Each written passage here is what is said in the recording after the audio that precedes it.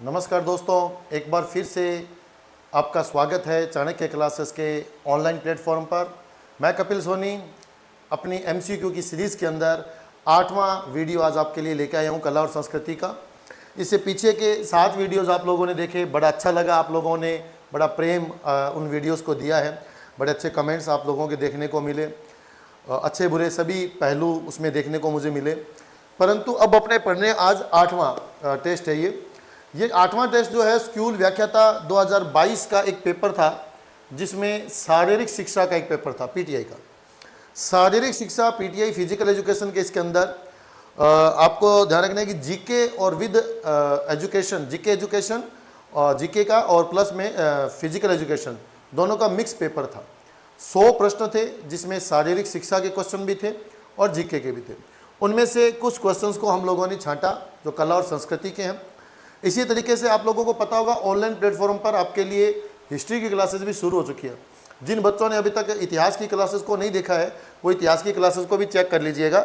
Chanakya classes के platform पर आपको ये सब मिल जाएंगे। तो धीरे धीरे, जैसे कि मैंने आप लोगों को बताया था, हम इस क्यू को शुरू करेंगे। कला और संस्कृति से शुरू किया गया, फिर इसको हमने हिस्ट्री तक लेके आए हैं। आगे हम इसको ज्योग्राफी में, पॉलिटिकल साइंस में, प्रत्येक सब्जेक्ट में लाने का प्रयास करेंगे। आप लोग ऐसे ही अपना प्रेम बनाए रखिएगा। आज की वीडियो अपने देखने जा रहे हैं और स्कूल व्याख्याता की 2022 का ये पेपर, जैसे मैं बता रहा हूँ आपको, शारीरिक शिक्षा का ये पेपर है और ग्रुप ई का ये पेपर था। 21/10/2022 को इसका आयोजन किया गया था। आगे इसकी डिटेल लिखी हुई है।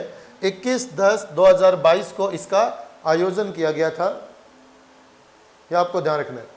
21 अक्टूबर 2022 को इसका आयोजन किया गया था और 21 अक्टूबर 2022 को जब इसका आयोजन किया गया है, याद रखिएगा, तो कुल प्रश्न इसमें थे 100 प्रश्न। इनमें से कुल प्रश्न में से हमने कुछ छांटे हैं, लगभग 7-8 प्रश्न हमें कला और संस्कृति के इसमें से मिले हैं। उन प्रश्नों को अपने धीरे धीरे पढ़ना शुरू करते हैं।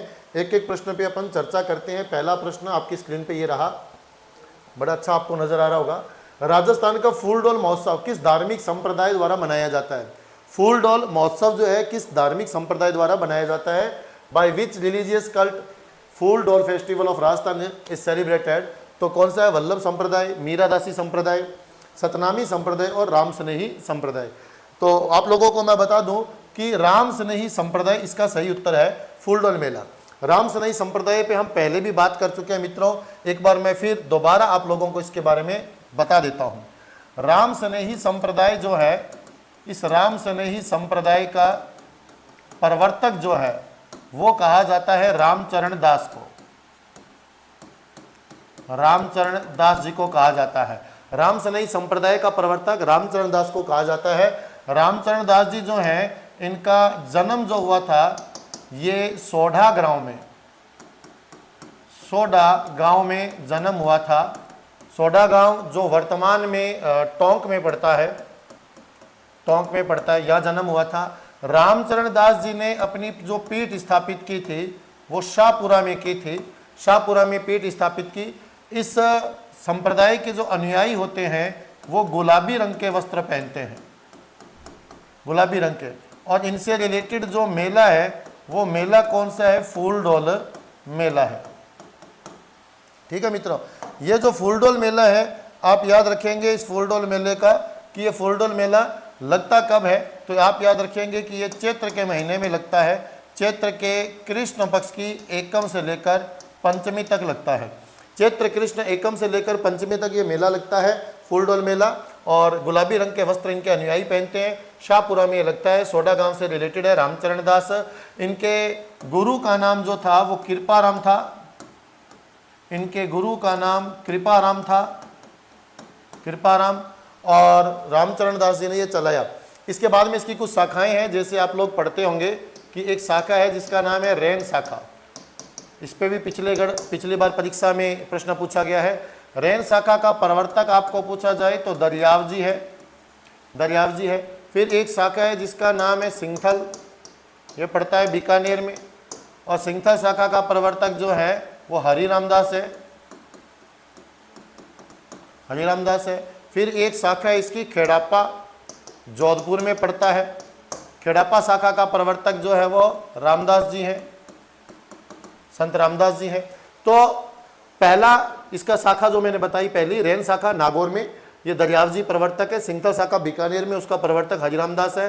खेड़ापा शाखा का प्रवर्तक रामदास है। और खेड़ापा कहाँ पर है? जोधपुर में है। तो इस तरीके से आप ये राम सनई संप्रदाय से रिलेटेड मैंने बेसिक जानकारी आपको बताने की कोशिश करी है, आप इसका ध्यान रखिएगा। अगला अपन पढ़ते हैं, प्रश्न है दिलवाड़ा माउंट आबू के लूना वसाई नेमिनाथ का मंदिर के मुख्य शिल्पी कौन थे? तो दिलवाड़ा में आप लोगों को पता है जैसे कि 5 मंदिर है, विमल वसाई, लूना वसाई, पीत लहर, पार्श्वनाथ और महावीर स्वामी का मंदिर।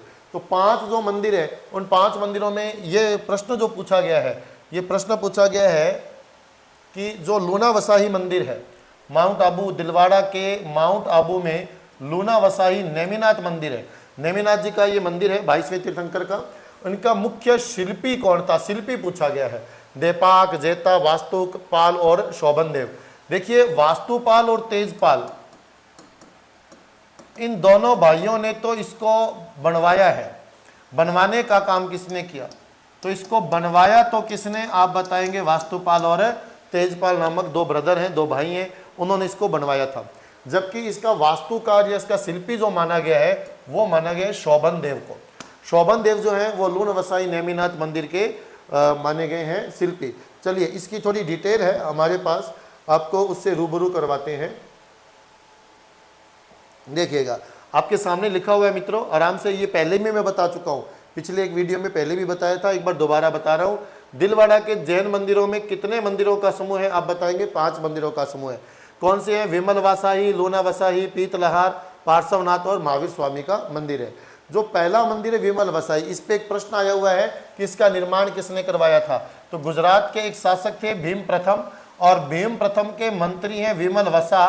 कब बनवाया गया? 1031 में। ये किसको समर्पित है? आदिनाथ को समर्पित है। और इन 5 मंदिरों में इसको सबसे प्राचीन मंदिर, सर्वाधिक प्राचीन मंदिर माना गया है। देखिए कितने प्रश्न बन गए कि पहला है विमल वसाई, बनाने वाला भीम सिंह का, भीम गुजरात के साथ भीम सिंह प्रथम का मंत्री है विमल वसा। कब बनाया विमल शाह ने इसको? 1031 में। किसको समर्पित है? आदिनाथ को समर्पित है। और ये इन 5 मंदिर समूहों में सबसे प्राचीन है। दूसरा जो है वो है लूना वसाई। लूना वसाई 22वें तीर्थंकर नेमिनाथ को समर्पित है। इस मंदिर का निर्माण 1230-31 में किसने करवाया था? वास्तुपाल और तेजपाल नामक 2 भाइयों ने करवाया था। इस मंदिर का वास्तुकार कौन है? शोभन देव है। और इन मंदिरों में 48 स्तंभों पर नृत्यांगनाओं की आकृतियां बनी हुई हैं। इस मंदिर के बाईं ओर एक बड़ा काला कीर्ति स्तंभ है। और इस कीर्ति स्तंभ की जब भी बात आई तो कीर्ति स्तंभ है जिसका निर्माण मेवाड़ के महाराणा कुंभा ने करवाया था। तो मेवाड़ के महाराणा कुंभा के द्वारा स्थापित एक कीर्ति स्तंभ भी यहाँ पर है लूना वसाई मंदिर में, सिरोही के अंदर। ये भी आप याद रखेंगे। इसके बाद में तीसरा जो मंदिर है पीतलहार मंदिर बोला जाता है। अहमदाबाद के सुल्तान दादा का मंत्री, ये प्रश्न भी आ चुका है, सुल्तान दादा का मंत्री था भीम शाह, और भीम शाह ने इसका निर्माण करवाया। और ये प्रथम तीर्थंकर आदिनाथ या ऋषभ देव जी को समर्पित मंदिर है पीतलहार का मंदिर। इसके बाद में आप बताएंगे कि पार्श्वनाथ जी का मंदिर है। 23वें तीर्थंकर है पार्श्वनाथ जी, उनको समर्पित है। 3 मंजिला ये इमारत है। दिलवाड़ा के सभी मंदिरों में सबसे ऊंची इमारत इसको माना गया है। इसमें खजुराहो और कोणार्क के मंदिरों की झलक भी देखने को मिलती है। और 5वां मंदिर है महावीर स्वामी का, ये 24वें तीर्थंकर हैं और इनसे रिलेटेड ये 5वां मंदिर इसमें स्थित है। तो इस तरीके से 5 मंदिरों का समूह आप बताएंगे दिलवाड़ा का जैन मंदिर समूह है। और ये कहाँ पर है? सिरोही में, आबू में। ठीक है, इसको आप अच्छे से रख लेना, याद कर लेना। इसमें से बार बार ये पेज जो आपके सामने, ये स्क्रीन पर जो आपके सामने है ना, इसमें से कई बार प्रश्न एग्जाम में पूछा गया है। आप इसको अच्छे से याद कर लीजिए, रख लीजिएगा। अगले प्रश्न की ओर चलते हैं। अगला प्रश्न ये है कि किस लोक संत की स्मृति में प्रतिवर्ष चैत्र अमावस्या को जोधपुर के कोल्लू गांव में या कोल्लूमठ गांव में विशाल मेला बढ़ता है? देखिए पहली बात तो कि लोक संत लोक देवता, इसमें बच्चे कंफ्यूज हो जाते हैं। कोई फर्क नहीं पड़ता कि संत बोल रहे हैं देवता बोला जा रहा है। लोक संत है और जोधपुर का गांव कोल्लूमठ। वैसे तो अब जोधपुर नहीं है, अब तो कोल्लू गांव के बारे में डिस्ट्रिक्ट पूछा जाए तो चेंज हो गया है। तो डिस्ट्रिक्ट आप कौन सा बताओगे? अभी फलोदी में है कोल्लू या कोल्लूमठ गाँव। और हमें भली भांति पता है कि किससे रिलेटेड है, ये पाबू जी से संबंधित है। देखो रामदेव जी का जब मंदिर की बात करते हैं तो इनका सबसे बड़ा जो मंदिर है वो रुनीचा में है, और या इसको हम रामदेवरा बोलते हैं। ये जैसलमेर डिस्ट्रिक्ट में पड़ता है, जैसलमेर में। पीपा जी की बात करें तो गागरन दुर्ग से रिलेटेड है। गागरन दुर्ग में जन्म हुआ था, झालावाड़ में। और इनसे रिलेटेड एक गांव और पढ़ना हो तो समदड़ी है, बाड़मेर का। फिर पाबू जी की बात करें तो कोल्लू गांव आ गया। तेजा जी की बात करते हैं हम तो तेजा जी से रिलेटेड तो बहुत सारे स्थान हैं, जैसे इनका जन्म जो है खड़नाल में हुआ है, खड़नाल नागौर में। और इनसे रिलेटेड एक परबतसर में पशु मेला लगता है, जो कि परबतसर वर्तमान डीडवाना कुचामन में आ गया है। ठीक है। इसके अलावा स्थान है जैसे सेंदरिया, जहाँ पे इनको सर्पदंश हुआ था। एक सुरसुरा नामक स्थान है जहाँ पर इनकी समाधि स्थल है तेजा जी का, जहाँ इनका देहांत हो गया था। भाद्रपद शुक्ल दशमी को देहांत हुआ है, जिसको हम तेजा दशमी बोलते हैं। तो वीर तेजा जी का देहांत, इनका निर्वाण प्राप्ति भाद्रपद शुक्ल दशमी है और इसी दिन इनका विशाल मेला बढ़ता है। जन्म जो इनका खड़नाल नागौर में हुआ था, जन्म की तिथि आपको पूछा जाए तो माघ शुक्ल चतुर्दशी है। माघ शुक्ल चतुर्दशी के दिन इनका जन्म हुआ है, जबकि देहांत इनका ये भाद्रपद शुक्ल दशमी को, जिसको हम तेजा दशमी बोलते हैं, सुरसुरा में हुआ। वहीं समाधि स्थल है इनसे रिलेटेड। तो आपको प्रश्न जो है उसका उत्तर अपना पाबू जी था। अगले प्रश्न पे चलते हैं। अगला है कि चित्रकार साहिब राम, ये दोबारा फिर एक वीडियो में आ गया है। इससे पहले अगर आप देखें तो पीछे एक वीडियो में मैंने बताया भी था कि साहिब दीन आ गया। अगर साहिब दीन नाम आ गया तो आप इसको कनेक्ट करेंगे उदयपुर शैली से, उदयपुर शैली से। पर अगर साहिब राम आ गया तब ये किस शैली से रिलेटेड है? तो साहिब राम का संबंध मैं बता देता हूं आपको। मैं पिछले वीडियो में भी बता चुका हूं कि ये सवाई जय सिंह का दरबारी है और सवाई जय सिंह के पुत्र ईश्वरी सिंह का दरबारी चित्रकार भी है। ईश्वरी सिंह का पहला पोर्ट्रेट बनाया गया था। पहला पोर्ट्रेट किसको बोला जाता है? आदमकद चित्र। आदमकद चित्र है। आदमकद चित्र पहली बार ईश्वरी सिंह का बनवाया था। ये बनाया किसने था? साहिब राम ने। अब ईश्वरी सिंह सवाई जय सिंह ये जयपुर के राजा है, तो इसका उत्तर तो ढूंढाड़ स्कूल हो जाएगा, ये तो आपको कन्फर्म हो जाएगा। परंतु आप याद रखिए कि साहिब राम ने, जो कि सवाई जय सिंह के समय भी था और उसके पुत्र ईश्वरी सिंह के समय भी है, ईश्वरी सिंह का पहला पोर्ट्रेट या आदमकद चित्र बनाया था। और ये वर्तमान में ये जो है ये सिटी पैलेस संग्रहालय में संरक्षित है। आप सिटी पैलेस म्यूजियम में जाएंगे तो वहाँ पर आपको ये देखने को मिल जाएगा। तो सिटी पैलेस संग्रहालय जयपुर में ये पहला पोर्ट्रेट ईश्वरी सिंह का रखा हुआ है। साहिब राम आए ना मित्रों, रट लो, साहिब राम आए तो जयपुर करना है और साहिब दीन आ गया तो ये उदयपुर करना है। ये प्रश्न जब से मैं आपको वीडियो पढ़ा रहा हूँ, वीडियो समझा रहा हूँ, तब से ये दूसरी बार प्रश्न आया है, ये आपको याद रखना है। अगले प्रश्न की ओर चलते हैं और अगला जो प्रश्न है वह अढ़ाई दिन का झोंपड़ा, ये कहाँ अवस्थित है? देखिए काफ़ी आसान सा प्रश्न है, लगभग बच्चों को इसका उत्तर पता होता है।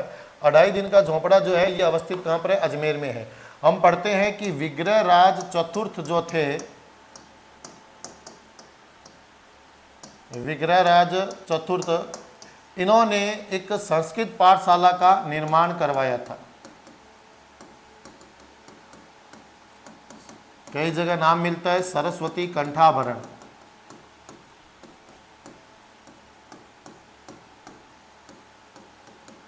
तो सरस्वती कंठाभरण के नाम से एक संस्कृत पाठशाला का निर्माण करवाया था।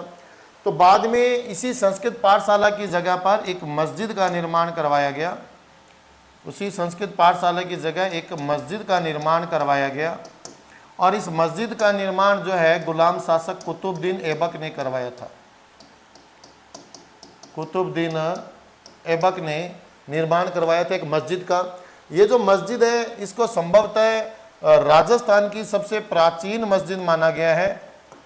राजस्थान की तो सबसे प्राचीन माना गया है और भारत के संदर्भ में देखा जाए तो भारत के संदर्भ में केरल की मस्जिद के बाद दूसरी सबसे पुरानी मस्जिद इसको कहा गया है। भारत के संदर्भ में देखा जाए तो दूसरी सबसे प्राचीन मस्जिद है और राजस्थान के संदर्भ में देखा जाए तो सबसे प्राचीन मस्जिद है। कहते हैं यहाँ पर कोई 2.5 दिन का एक उर्स लगता है, 2.5 दिन का उर्स लगता है पंजाब शाह का, पीर पंजाब शाह का उर्स लगता है 2.5 दिन का। और इस 2.5 दिन के उर्स की वजह से इसका नाम क्या रखा गया है, 2.5 दिन का झोंपड़ा। तो 2.5 दिन का झोंपड़ा आ जाए तो आप बताएंगे अजमेर में है। और ये 2.5 दिन का झोंपड़ा पहले एक संस्कृत पाठशाला थी, जिसको बाद में कुतुबुद्दीन ऐबक ने इसका निर्माण करवा के इसको मस्जिद का रूप दे दिया था। और यहाँ पंजाब शाह का उर्स लगता है 2.5 दिन का, इसलिए इसको 2.5 दिन का झोंपड़ा कहा जाता है। चलिए मित्रों आगे देखिए हम अगला प्रश्न है मांदलिया आभूषण है महिलाओं द्वारा शरीर के किस अंग में पहना जाता है। मांदलिया जो है आप लोगों ने पढ़ा होगा, छोटे छोटे बच्चों को जो अपन ताबीज़ के रूप में ऐसा कुछ पहनाते हैं तो वो हो जाता है मांदलिया। तो मांदलिया जो है वो छोटे छोटे चांदी से भी बनाए जाते हैं, सोने के भी बनाए जा सकते हैं। गले में ये बच्चों को पहनाए जाते हैं। कई बार मांदलिया ताबीज़ नुमा या अलग अलग देवी देवताओं से रिलेटेड होता है, तो ये गले का आभूषण है मांदलिया, ये आपको याद रखना है। पैरों के आभूषण में हम पहले भी कई बार बात कर चुके हैं, जैसे लंगर, तोड़ो, ठीक है। आगे प्रश्न और आ जाएगा हिरना मैन, ऐसे करके कुछ प्रश्न आपको याद रखने हैं। और हाथ में आपको जैसे है नौगरी, और हाथों में और आपको कंकन, है ना, कंकन। और इसके अलावा हाथ के अंदर आपको बताने हैं जैसे बाजू वगैरह की अगर हम बात करें तो अनंत वगैरह भी इसके अंतर आ जाता है, बाजू के अंदर अनंत भी आ जाएगा। हाथों की उंगलियों की बात करेंगे तो अंगूठी वगैरह ये भी इसके अंतर्गत आ जाती हैं। कान में अगर हम बात करें तो कान में जैसे इम्पोर्टेंट, सबसे इम्पोर्टेंट आता है एक औगनिया आभूषण, बड़ा फेमस आता है। कान के अंदर बूजली आभूषण आ जाएगा, बूजली। कोकरू आभूषण आ जाएगा, कोकरू, ये कानों के आभूषण आ जाएंगे। गले के आभूषणों में हम पहले भी पढ़ चुके हैं, जैसे चंपाकली आभूषण आ जाएगा, रोडियो, नक्कस, निम्बोरी, है ना, मटर माला, तुलसी माला, रानी हार, होकर, टेवटो,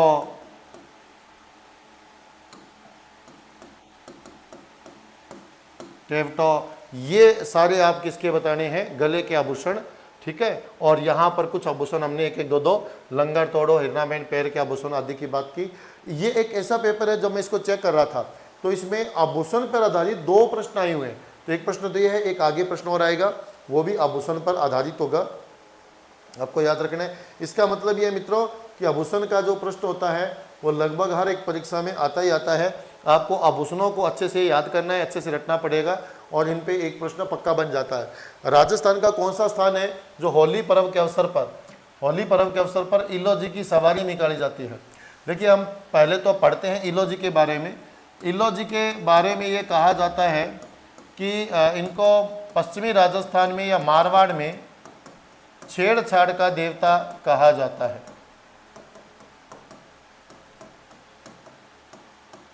छेड़छाड़ का देवता कहा जाता है। कुछ बुक्स ये कहती हैं कि ये होलिका के प्रेमी थे। होलिका जो कि हिरण्यकश्यप की बहन थी, होलिका के प्रेमी थे। विवाह इनका हो नहीं पाया था, उससे पहले ही होलिका जो है वो जल गई थी। क्योंकि हम लोग कथाओं में सुनते हैं कि हिरण्यकश्यप अपने पुत्र प्रहलाद से बड़ा परेशान होता है। तो जब होलिका प्रहलाद को जलाने का प्रयास करती है तो भगवान विष्णु की एक कृपा होती है, ईश्वर की, कि होलिका जल जाती है और विष्णु भक्त प्रहलाद बच जाते हैं। तो जो शादी वाला दिन होता है, ये कुछ कहते हैं कि शादी वाला दिन ही होता है वो, और शादी वाला दिन होता है तो शादी वाले दिन यानी उसी दिन जिस दिन होलिका को जलाया गया है वो शादी वाला दिन होता है उनका। और उधर दूल्हा बनकर आ रहे होते हैं इलोजी, परंतु वो विवाह बीच में रह जाता है जब उनको समाचार मिलता है कि तुम्हारी होने वाली पत्नी तो एक्सपायर हो चुकी है, जल चुकी है। वो बड़े विचलित होता है उनका मन, और उस विचलित मन के अंदर वो उसी अग्नि की राख के अंदर हाथ पैर मारने लगते हैं और वो बिल्कुल एकदम पागलों जैसी हरकत करने लग जाते हैं।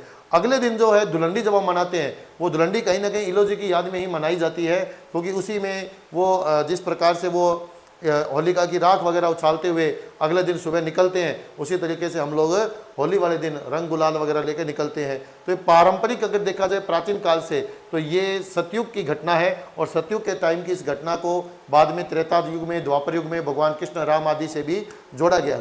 होली के दिन आपको याद रखना है कि होली के दिन बाड़मेर के अंदर ये इल्लो जी की बारात निकालने का, ये सवारी निकालने बारात निकाली जाती है। और इस बारात की खास बात ये होती है कि इसमें भाग लेने वाले जो लोग हैं वो होलिका दहन तक ये यात्रा करते हैं।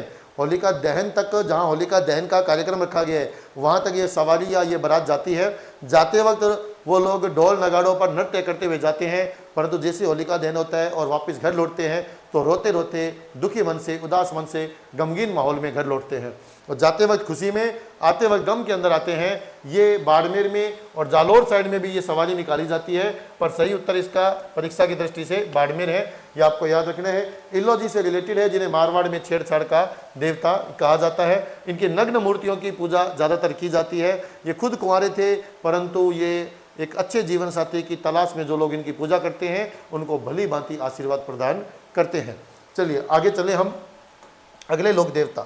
तो अगले लोक देवता का अगले प्रश्न की ओर, सॉरी, अगला प्रश्न क्या है? अगला प्रश्न है, राजस्थानी साहित्य विषयक लेखक एवं उसकी पुस्तक के संबंध में निम्नांकित जोड़ों में से कौन सा एक जोड़ा सुमेलित नहीं है? यानी कुछ बुक्स हैं, उनके राइटर हैं, उन पे अपने को डिस्कस करना है। दुर्साड़ा पे हम पढ़ चुके हैं। दुर्साड़ा का हम पढ़ चुके हैं कि दुर्साड़ा का ग्रंथ है विरुद्ध छत्री, एक है कीर्तार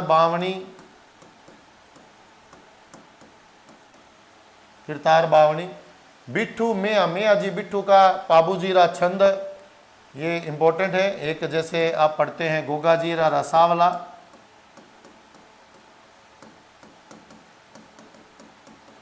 ये भी मेहाजी बिट्ठू का है। सांदूमाला का झूलना दीवान जी प्रताप सिंह जीरा, ये भी सही है। ईसरदास और आगे है सूरज प्रकाश, इसमें मुझे डाउट लग रहा है। ईसरदास, ये ईसरदास बाराहट है, जिनको हम ईसरो परमेश्वरो कहते हैं, और इनका जो ग्रंथ है वो है हाला जाला री कुंडलियां, हाला जालारी कुंडलियां। सूरज प्रकाश ग्रंथ जो है ये करनीदान जी का है, करनीदान जी का। तो सूरज प्रकाश ग्रंथ के रचनाकार करनीदान जी हैं। ईसरदास जी का है हाला जालारी कुंडलियां। तो इस प्रश्न का जो सही उत्तर था सुमेलित नहीं है, छांटना था, नहीं है, तो ये वाला नहीं है कि ईसरदास का सूरज प्रकाश ग्रंथ नहीं है। आपको देखिए मित्रों, साहित्य के अंदर या ये जो ग्रंथ आ रहे हैं इनके अंदर आपको इन चीज़ों को बार बार पढ़ना पड़ेगा, बार बार रटना पड़ेगा, तो ही आप लोगों को ये ग्रंथों के नाम और इनसे रिलेटेड राइटर्स के नाम आपको याद रह पाएंगे। आगे चलें अगले प्रश्न की ओर। अगला प्रश्न है कि राजस्थान के किस जिले में जसनाथी सिद्धों के अग्नि नृत्य का उद्भव हुआ था? देखिए अग्नि नृत्य के ऊपर हम कई बार वर्णन पढ़ चुके हैं, कई प्रकार के प्रश्नों में आ चुका है। जसनाथी सिद्धों से ये संबंधित है। कतरिया सर के अंदर जसनाथी संप्रदाय की प्रधान पीठ है, और जसनाथी संप्रदाय में इस नृत्य को किया जाता है। कुछ किताबें ये कहती हैं कि इस नृत्य की शुरुआत रुस्तम जी ने की थी। इसके अंदर फतेह फतेह नामक जय घोष किया जाता है, फतेह फतेह नामक जय घोष। इस नृत्य को जो संरक्षण प्रदान किया गया था वो संरक्षण महाराजा गंगा सिंह ने किया था। महाराजा गंगा सिंह ने इसको संरक्षण प्रदान किया था। तो महाराजा गंगा सिंह ने संरक्षण प्रदान किया। फतेह फतेह का जय घोष इसमें किया जाता है। रुस्तम जी के समय इसकी शुरुआत मानी गई है, और रुस्तम जी की भी जय भी इसमें बोली जाती है। इनका जय घोष भी होता है। जसनाथी संप्रदाय से रिलेटेड है। अंगारों पर नृत्य किया जाता है, जिसको बोला जाता है मतीरे फोड़ना। अंगारों पर ये डांस होता है, अग्नि डांस, ठीक है। और इसका संबंध जो है वो किससे है? बीकानेर से है। तो इसका सही उत्तर जो है वो बीकानेर है, क्योंकि कतरियासर जो है वो कौन से डिस्ट्रिक्ट में पड़ता है, बीकानेर में पड़ता है। ये आपको याद रखना है, जसनाती संप्रदाय से संबंधित है। जसनाथ जी जो हैं ये सिद्ध हैं, और जसनाथ जी जो है उनका जन्म भी कतरियासर में ही हुआ था। और जसनाथ जी जो हैं हमीर जी ज्ञानी के पुत्र हैं। माता का नाम जो था वो जानी दे था, माता का नाम जानी दे था। और इनकी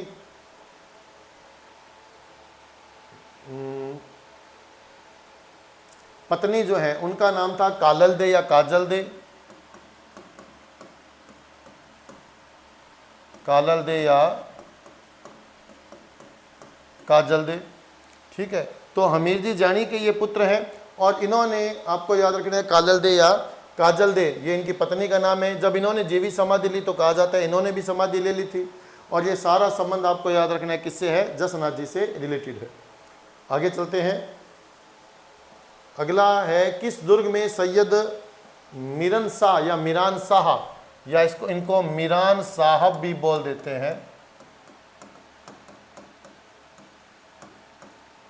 किस दुर्ग में सैयद मीरान शाह या मीरान साहब की दरगाह अवस्थित है? तो देखिए, मीरान साहब की जो दरगाह है वो अजमेर के तारागढ़ दुर्ग में है। अजमेर के तारागढ़ दुर्ग में इनकी दरगाह है, और इसके साथ साथ इनका एक अश्व है, घोड़ा, उस घोड़े की मज़ार भी है, घोड़े की मज़ार भी है। तो ये आपको ध्यान रखना है कि मीरान साहब की जो दरगाह है वो कहाँ अवस्थित है, ये अजमेर के तारागढ़ में है, और वहीं पर आपको याद रखना है घोड़े की मज़ार भी स्थित है।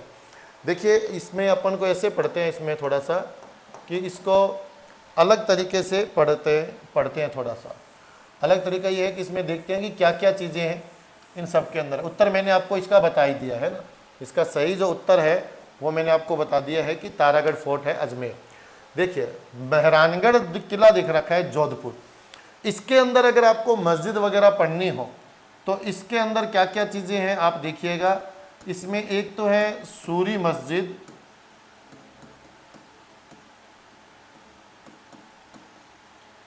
मेहरानगढ़ की बात चल रही है। एक है इसमें बूरे खां की मज़ार,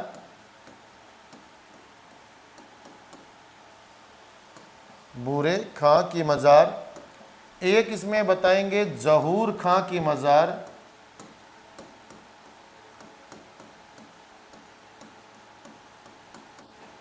एक इसमें बताएंगे मामा बाणजा की मस्जिद। मामा बाणजा की छतरी भी है और मामा बाणजा की मस्जिद भी है।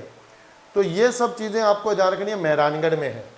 अजमेर के तारागढ़ की अगर हम बात करें, अजमेर के तारागढ़ की अगर हम बात करें तो तारागढ़ में जैसे मैंने कहा कि घोड़े की मज़ार, एक नाना साहब का जालरा झरना है। मराठों का अधिकार हो गया था इस दुर्ग पे, मूंडकट्टी प्रथा के तहत ये दुर्ग जो है ये मराठों को सौंपना पड़ गया था। तो नाना साहब का जालरा है। इसके अलावा रूठी रानी उमा दे की छतरी है, और पृथ्वीराज चौहान का स्मारक है।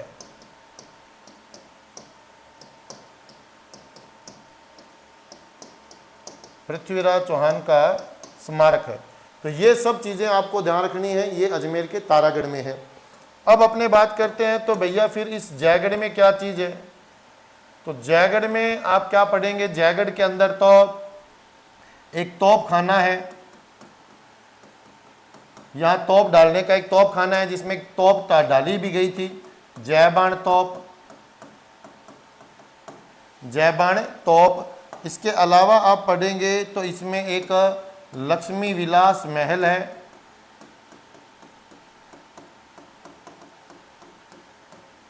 लक्ष्मी विलास महल है। किसमें है ये, जयगढ़ के अंदर। इसके अतिरिक्त आप पढ़ेंगे तो जयगढ़ में आपको एक दिया बुर्ज मिल जाएगा, एक इसके अंदर जयगढ़ के अंदर एक दुर्ग बना हुआ है जिसका नाम है विजयगढ़ी, अंतः दुर्ग है। तो ये विजयगढ़ी भी आप कहाँ बताएंगे, जयगढ़ में है। बूंदी के तारागढ़ की बात कर लेते हैं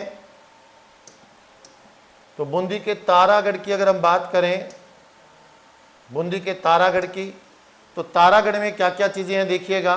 बूंदी के तारागढ़ में आप पढ़ेंगे कि रानी जी की बावड़ी है, आप पढ़ेंगे इसमें 84 खंभों की छतरी है, दवाई की छतरी। आप इसमें पढ़ेंगे इंपॉर्टेंट चीज़ें, और क्या चीज़ है इसमें, चित्रशाला है, ये चित्रशाला रंग विलास महल में बनी हुई है, रंग विलास महल में ये बनी हुई है। इसके अलावा इसके अंदर एक तोप है जिसका नाम है गर्भ गुंजन, गर्भ गुंजन तोप है। तो मैंने सभी दुर्गों के अंदर जो थोड़ी थोड़ी चीज़ें हैं सब बताने का प्रयास किया है आपको, है ना, किसमें क्या चीज़ है। तो मीरान साहब की दरगाह आ जाए तो मीरान साहब की दरगाह उत्तर क्या होगा, अजमेर के तारागढ़ में है, ये आपको ध्यान रखना है। इधर मैंने बूंदी की कुछ बातें लिखी है, यहाँ पर मैंने अजमेर की लिखी, यहाँ जयगढ़ किला है और यहाँ पर मेहरानगढ़ किला है, उनसे रिलेटेड कुछ बातें मैंने लिखी हैं, ये आप पढ़ लीजिएगा ध्यान से। चलते हैं आगे। और अगला प्रश्न है, बच्च बारस का त्योहार मनाया जाता है। बच्च बारस का त्योहार भाद्रपद महीने की, ये तो सही है कि भाद्रपद में आएगा, तो ये दो बात तो है सही। भाद्रपद के शुक्ल पक्ष में आएगा या कृष्ण पक्ष में आएगा, यहाँ जाकर के दिक्कत हो जाएगी। बच्च बारस है तो ये तो डन है कि द्वादशी में मनाया जाएगा, ये दोनों ऑप्शन तो सही नहीं है आश्विन वाले। तो अगर आपको इतना याद है कि भादवे में आएगी बच्च बारस, तो आपको ये भी याद होना चाहिए कि ये आएगी कब। चलिए हम चर्चा करते हैं इसके ऊपर। तो चर्चा करते हैं, तो भादवे महीने पे चर्चा कर लेते हैं थोड़ा सा, और भाद्रपद के महीने पे चर्चा करते हैं। तो आप याद रखेंगे कि ये भाद्रपद का महीना है ना, इसके दो पक्ष होते हैं, इधर वाले को हम कृष्ण पक्ष बोलते हैं और इधर वाले को हम शुक्ल पक्ष बोलते हैं, ठीक है। तो आज अपने बात करते हैं भाद्रपद के कृष्ण पक्ष की। कृष्ण पक्ष में देखो तीज आती है, कृष्ण पक्ष में तीज आएगी, और तीज जो आएगी इस तीज को हम बड़ी तीज या बूढ़ी तीज बोलते हैं, या कजली तीज बोला जाता है इसको। शॉर्ट में बता रहा हूँ, ये कहाँ की फेमस है, बूंदी की। नीम के वृक्ष की पूजा होने के कारण इसको नीमड़ी तीज भी कहा जाता है। इस दिन चंद्रमा और चंद्रमा की पत्नी माना गया है शास्त्रों में रोहिणी को, रोहिणी नक्षत्र को चंद्रमा की पत्नी कहा गया है। तो चंद्रमा और रोहिणी की पूजा होती है, इसे कजली तीज बोलते हैं। इस दिन सातू का भोग लगाते हैं, इसलिए सातुड़ी तीज बोलते हैं। और ये हाड़ौती क्षेत्र में बूंदी की सबसे ज़्यादा लोकप्रिय है, तो बूंदी में सबसे बड़ा त्यौहार होता है। इसके बाद में छठ आ जाएगी, इसको हम हल छठ बोलते हैं या ऊब छठ कहा जाता है, और इसका संबंध जो है ये बलराम जी से है, भगवान बलराम जी की जयंती मनाई जाती है। 2 दिन बाद में कृष्ण जन्माष्टमी आ जाती है, कृष्ण जन्माष्टमी। और राजस्थान में कृष्ण जन्माष्टमी का सबसे बड़ा मेला यह नाथद्वारा में लगता है। फिर इसके बाद में नवमी आ जाएगी, नवमी को आप बोलेंगे गोगा नवमी होती है, नवमी को आप बताएंगे गोगा नवमी होती है। इसके बाद में यहाँ पर बारस आ जाएगी। अब इस बारस को हम बच्च बारस बोलते हैं, क्या बोलते हैं इसको, बच्च बारस। और इसी दिन जैन समाज का पर्युषण पर्व भी प्रारंभ होता है। जैन समाज का एक पर्व है पर्युषण पर्व, वो भी प्रारंभ होता है। यहाँ पर आने वाली अमावस्या जो है इसको सतिया अमावस्या कहा जाता है। इस दिन भारतीय समाज में जहाँ जहाँ भी माँ सती की पूजा हो रही है, जिस समाज में भी सती को माता के रूप में पूजा जा रहा है, वहाँ प्रत्येक सती जो देवी हैं उनका मेला जो लगता है वो सतिया अमावस्या को लगाया जाता है। तो ये 3, 6, 9, 12 ये आप रखिएगा, 8, 9, 12 याद रखिए। इस तरफ अगर हम देखें बहुत ज़्यादा त्यौहार इस तरफ आते हैं, फिर भी बड़े बड़े लेवल पे हम देख लेते हैं। बड़े बड़े लेवल पे आप देखिए दूज आ रहा है, ये इसको हम बोलते हैं बाबेरी बीज, बाबेरी बीज। तो रामदेव जी का ये मेला है, रामदेवरा मेला जो है ये प्रारंभ हो जाता है इस दिन और एकादशी तक चलता है। इसके बाद में तीज जो आती है इसको हरतालिका तीज कहा जाता है, हरतालिका तीज। इस दिन भगवान शिव और पार्वती की पूजा की जाती है। चतुर्थी आ रही है, इसको हम गणेश चतुर्थी बोलते हैं, जिसका सबसे बड़ा मेला रणथंभौर में लगेगा। फिर पंचमी जो आ रही है, इस पंचमी जो आती है इसको ऋषि पंचमी कहा जाता है। इस दिन सप्त ऋषि मंडल की पूजा होती है, बृहस्पति देव की पूजा होती है, ये आपको याद रखना है। इसके बाद में आप याद रखें अष्टमी आ जाएगी। अष्टमी को हम राधा अष्टमी कहते हैं और राधा अष्टमी का सबसे बड़ा मेला सलेमाबाद निम्बारक पीठ पर लगता है, ये आप याद रखेंगे। इसके बाद में दशमी आ जाएगी। दशमी को हम तेजा दशमी बोलते हैं, तेजा दशमी बोलते हैं, या इस जैन समाज में इसको धूप सुगंध दशमी कहा जाता है, धूप सुगंध दशमी। फिर 11 आ जाएगी। 11 को हम जल झूलनी एकादशी बोलते हैं। कई स्थानों पर इनके मेले लगते हैं। बेबान की सवारी पुष्कर में इस दिन निकाली जाती है, ठीक है जी। इसके बाद में 14 आ जाएगी। 14 को हम अनंत चतुर्दशी बोलते हैं, अनंत का व्रत रखा जाता है। और फिर आ जाती है पूर्णिमा और इस दिन प्रथम श्राद्ध होता है, क्योंकि बाकी श्राद्ध इससे अगले महीने में आएंगे आश्विन के अंदर, तो प्रथम श्राद्ध होता है। तो बड़े बड़े लेवल पे एक बार आपको शॉर्ट में मैंने बताया है, डिटेल्स इनकी बहुत ज़्यादा है। डिटेल तो पढ़ेंगे तो लगभग आधा घंटा घंटे में तो पूरा भाद्रपद पढ़ा जाता है, 1 घंटा लग जाएगा पढ़ने में भी। तो ये आपको ध्यान में रखना है। शॉर्ट में मैंने कुछ बताया है आपको, ये इसका स्क्रीनशॉट आप ले लीजिएगा। और अपना जो प्रश्न था उसका उत्तर क्या बनेगा कि भाद्रपद महीने के शुक्ल पक्ष नहीं, कृष्ण पक्ष की द्वादशी को, तो ये तीसरा उत्तर इसका बन जाएगा। अगले प्रश्न की ओर चले। अगला प्रश्न समाप्त हो गया है। तो भाई ये जो आपका वीडियो है, यहीं हम समाप्त कर रहे हैं। जितने प्रश्न आए हुए थे परीक्षा के अंदर, उन सभी प्रश्नों पर हम लोगों ने चर्चा कर ली है। इसके अंदर लगभग 1 2 3 4 5 6 7 8 9 एक प्रश्न रह गया है कहीं ना कहीं, ये रह गया, कुछ ना कुछ तो रहा था, एक प्रश्न बीच में रह गया है। इस प्रश्न पे अपने चर्चा कर लेते हैं, ठीक है। देखिएगा लगभग 10-12 प्रश्न आए हुए हैं। मैंने कहा था ना आभूषण से रिलेटेड एक प्रश्न और आया था, तो वो हमारी नज़र में नहीं आ पाया, निकल गया। कौन सा एक पैरों में पहना जाने वाला आभूषण नहीं है, पैरों में पहना जाने वाला। तो अभी देखो पैरों के आभूषण अगर आप देखेंगे तो हम लोगों ने पीछे एक टॉपिक में पैरों के आभूषण पढ़े थे। यहाँ पर पैर के आभूषण जब मैंने पढ़ाया तो पहला नाम ही क्या लिखा था मैंने, लंगर, फिर है तोड़ो, फिर है हिरनामेन।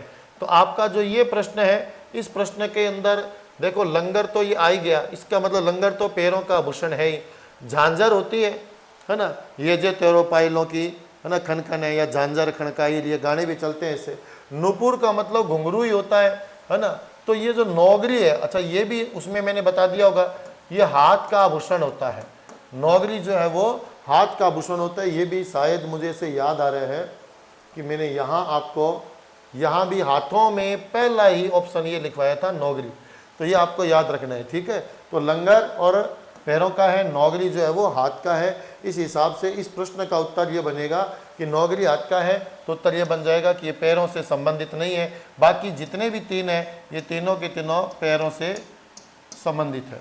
तो इस तरीके से आपका पूरा कंसेप्ट ये क्लियर हो गया होगा, पूरा वीडियो कंप्लीट हो गया है। और हमने पूरा जितने भी पेपर थे, जितने इसके अंदर क्वेश्चन आए हुए थे, उन सबको हम लोगों ने अच्छे से पढ़ लिया है। कोई प्रश्न हमारा रहा नहीं है, मैं देख लूँ एक बार, ठीक है मित्रों। इस तरीके से हमारा पूरा पेपर ये क्लियर हो गया है। और पेपर था शारीरिक शिक्षा का, ग्रुप ई का पेपर था, और ये कंप्लीट हो चुका है। तो अगले वीडियो के साथ हम आगे मिलेंगे, तब तक के लिए जय हिंद, जय हिंद, जय भारत, वंदे मातरम।